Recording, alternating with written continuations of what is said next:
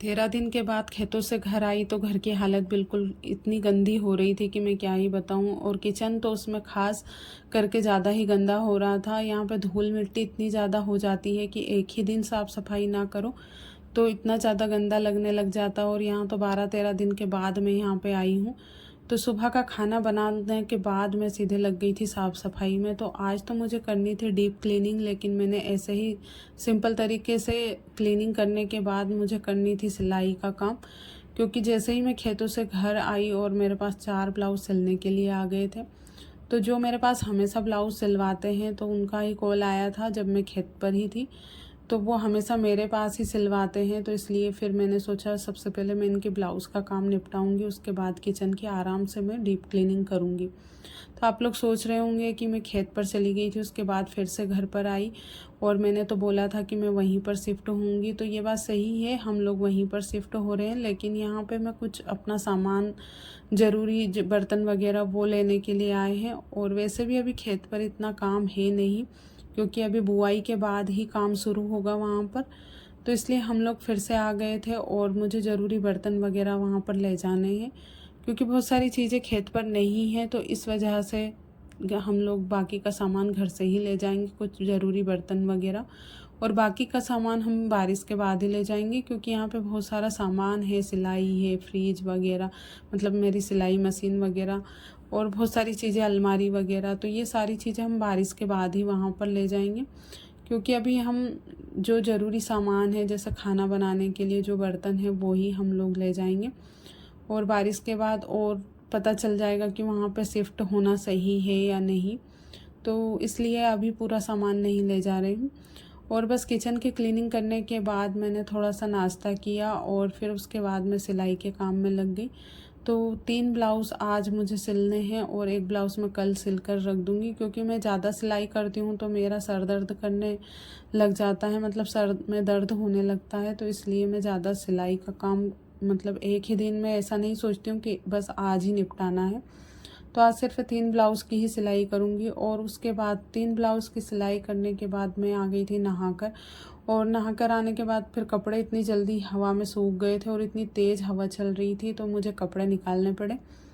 और सूखे हुए कपड़े मैं फ़ोल्ड करके रख रही थी। और फिर मुझे ब्लाउज़ में हुक वगैरह भी लगाने थे, बटन वगैरह, क्योंकि सिलाई का काम करने के बाद ये काम सबसे मेन होता है।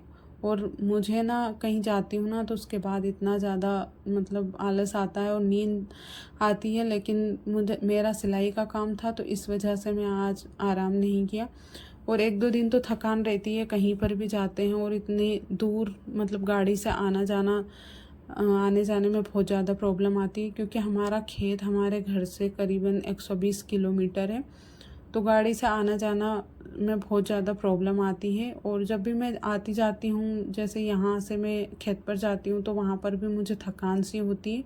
और जब मैं खेतों से यहाँ पर आती हूँ ना तो मुझे बहुत ज़्यादा 2-3 दिन तक तो बिल्कुल थकान इतनी ज़्यादा होती है कि कुछ भी काम करने का मन नहीं करता है। तो पहले तो मैंने सोचा था कि अब मैं सिलाई का काम नहीं करूँगी, लेकिन मैंने सोचा अभी वैसे भी हम लोग खेत पे चले जाएंगे तो वहाँ पे तो सिलाई का काम वैसे भी बंद ही रहेगा। तो इसलिए मैंने 3-4 ब्लाउज़ थे, तो जब तक यहाँ पर हूँ जब तक सिल देती हूँ। वैसे भी हम 8 से 15 दिन में यहाँ से चले जाएंगे, तो इनके ऊपर डिपेंड करता है कि ये कब का बोले। तो जब भी ये बोलेंगे तो यहाँ से जाना पड़ेगा। फिर उसके बाद ब्लाउज़ में हुक बटन लगाने के बाद मैं आ गई थी किचन में चाय बनाने के लिए। तो ये तो ज़रूरी काम से चले गए थे बाहर और मैं अपने लिए ही चाय बना रही थी। और चाय बनाने के बाद फिर मुझे खाना बनाने में भी लगना, क्योंकि आज का मौसम ना बहुत ज़्यादा ख़राब हो रहा है, हवा आंधी चल रही है और ऐसे में हमारे यहाँ पे लाइट चली जाती है। तो मैं टाइम से ही खाना बना लूँगी। और मेरा तो आज सर दर्द भी कर रहा है, क्योंकि आज 10 से 15 दिन बाद सिलाई का काम हाथ में लिया था। तो जब भी मैं सिलाई बंद कर देती हूँ और फिर अचानक से काम करती हूँ तो 2-3 दिन तक मेरा सिर इतना ज़्यादा तेज़ दर्द करता है और आँखें भी दर्द करती हैं। तो इसलिए मैंने सोचा चाय बनाकर पी लेती हूँ तो शायद थोड़ा सा सिर का दर्द कम हो जाएगा और थोड़ा सा मतलब अच्छा लगेगा मन में। तो बस मैंने अपने लिए चाय बनाई और ये तो चले गए थे, तो ये सुबह नहाकर खाना खाने के बाद ही चले गए थे। और आज तो मैं घर पर अकेली ही थी। तो जब मैं घर पर अकेली रहती हूँ तो मुझे सिलाई का काम करने में अच्छा लगता है, क्योंकि कोई भी डिस्टर्ब करने वाला नहीं होता, क्योंकि बीच बीच में ये भी मुझे कभी चाय के लिए कभी कुछ खाने के लिए डिस्टर्ब करते हैं, तो मैं अपनी प्रॉपर तरीके से सिलाई नहीं कर पाती हूँ। तो आज ये थे नहीं, तो मैंने अच्छे से सिलाई की और उसके बाद अभी चाय बनाने के बाद अभी फिर से मुझे खाना बनाने में लगना है। और खाना बनाने में तो वैसे ज़्यादा टाइम नहीं लगता, 1 घंटे का काम है। तो सब्जी का थोड़ी देर वेट किया, उसके बाद मैं 4 से 4:30 बजे खाना बनाने में लगी। और जैसे ही मैंने गैस पर कढ़ाई रखी और सिलेंडर ख़त्म हो गया था, तो जैसे तैसे मैं नीचे से सिलेंडर लेकर आई, क्योंकि आज घर पर कोई भी नहीं थे। तो मुझे ही सीढ़ियों से बड़ी मुश्किल से मैं सिलेंडर को उठा के एक सीढ़ी पर रखने के बाद फिर से थोड़ी देर बैठ कर फिर ऐसे करके उठाकर मैं लेकर आई। तो एकदम से मैं थक गई थी और सांसें फूल रही थी। तो मैंने सिलेंडर चेंज किया और उसके बाद फिर मैं कद्दू की सब्ज़ी बनाने लग गई। तो कद्दू की सब्ज़ी तो इनको पसंद नहीं है, लेकिन आज सब्ज़ी कुछ भी नहीं थी, तो इसलिए मैंने कद्दू की सब्ज़ी बनाना ही सही समझा। और अभी तो ना, मैंने पिछली बार बनाई थी तो इसमें मैंने थोड़ा सा दही डाल दिया था, तो एकदम से अच्छी सब्ज़ी बनी थी कद्दू की। तो आज भी थोड़ा सा दही रखा है, कल मैंने कढ़ी बनाई थी तो उसमें से थोड़ा सा दही बच गया था, तो बस वही उसमें से ही मैं 2 चम्मच दही इसमें डाल दूँगी, ताकि इसका टेस्ट जो है थोड़ा सा चेंज हो जाए।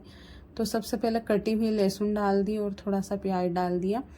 तो हमारे घर पे जब मेरे मायके में मेरी मम्मी ये कद्दू की सब्ज़ी बनाती तो वो लहसुन प्याज से नहीं बनाते थे, वो राई और जीरे के साथ बनाते हैं। मैंने अपने पिछले व्लॉग में भी आपको बताया था, और मैं हमेशा लहसुन प्याज के साथ ही बनाती हूँ। तो लहसुन प्याज को अच्छे से पकाने के बाद फिर मैं इसमें जो बेसिक से मसाले हैं वो डालूँगी। और पसीने में तो बिल्कुल हालत ख़राब हो रही थी, क्योंकि किचन में इतनी ज़्यादा गर्मी लगती है, तो क्या ही बताऊँ मैं। यहाँ पे पंखा वगैरह कुछ भी नहीं है और ऊपर से गर्मी का टाइम है, तो पता नहीं अभी पानी गिरने के बाद इतनी ज़्यादा उमस होने लग गई है कि थोड़ी देर में ही पसीना इतना ज़्यादा आ जाता है, और नहाए हुए भी ऐसे लगते हैं जैसे आज नहाए ही ना हो। तो बस मैंने जो मसाले थे वो बेसिक से वो पकाए, और उसके बाद में इसमें दही डालूँगी 2 चम्मच। और 2 चम्मच दही से कद्दू का जो टेस्ट है वो इतना अच्छा हो जाता है कि मैं क्या ही बताऊँ, मतलब एकदम से अलग हो जाता है। कद्दू की जो सब्ज़ी हलवाई बनाते हैं ना, बिल्कुल वैसा टेस्ट हो जाता है इसका। और कलर तो हमेशा मेरी जो सब्ज़ी में बनाती हूँ उसका हमेशा अच्छा ही होता है। तो आज का ना कद्दू ही मुझे थोड़ा सा ऐसा लग रहा था जैसे कि सफ़ेद पीठा आता है ना, बिल्कुल वैसा एकदम से कलर वाला जो आता है ना कद्दू, वो नहीं था। तो मुझे डाउट था कि ये शायद अच्छा नहीं बनेगा कद्दू, लेकिन कद्दू की सब्ज़ी तो अच्छी बनी थी। और फिर ये आए भी नहीं थे, तो इनको मतलब ये काम से गए थे, तो फिर अचानक से हवा आंधी आई और फिर मैंने इनको फ़ोन लगा कर पूछा था, तो फिर ये वहीं पर रुक गए थे, क्योंकि ऐसे मौसम में आना ठीक भी नहीं होता है। तो इसलिए ये वहीं पर रुक गए थे, इनको कुछ काम था, तो इस वजह से ये जो काम करने के लिए गए थे। तो सब्ज़ी तो थोड़ी सी ज़्यादा बन गई थी, लेकिन अब सुबह खानी पड़ेगी ये सब्ज़ी। तो मैंने सारी सब्ज़ी को मसालों के साथ मिक्स किया और फिर ढककर थोड़ी देर पकाया, और सब्ज़ी थोड़ी थोड़ी गलने लग गई थी। लेकिन सब्ज़ी, कद्दू की जो सब्ज़ी रहती ना, मतलब थोड़ी ही देर में बन जाती है, लेकिन ये सब्ज़ी ना बहुत ज़्यादा टाइम ले रही थी। तो मैंने इसको बगल वाले चूल्हे पर रख दिया और मैं फिर रोटियां बनाने लग गई, क्योंकि मौसम को देखकर तो मुझे जल्दी जल्दी करना था, क्योंकि इतनी तेज़ हवा चल रही थी और मुझे डर लग रहा था कि कहीं लाइट ना चल जाए और अंधेरे में खाना कैसे बनाऊंगी। तो इसलिए मैं थोड़ा सा जल्दी जल्दी कर रही थी। तो साथ में कद्दू की सब्ज़ी को भी मैं चलाती जा रही थी और रोटियां भी बनाती जा रही थी।